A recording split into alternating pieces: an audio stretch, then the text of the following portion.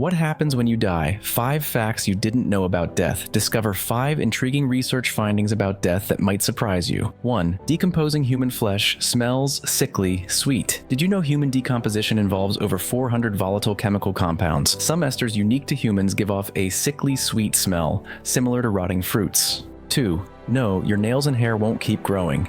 The idea that hair and nails keep growing after death is a myth. It's just an illusion caused by the skin shrinking, making them appear longer. 3. Telomere length predicts lifespan. Your cells aren't immortal. Telomeres, DNA sequences at the ends of chromosomes, shorten with each cell division.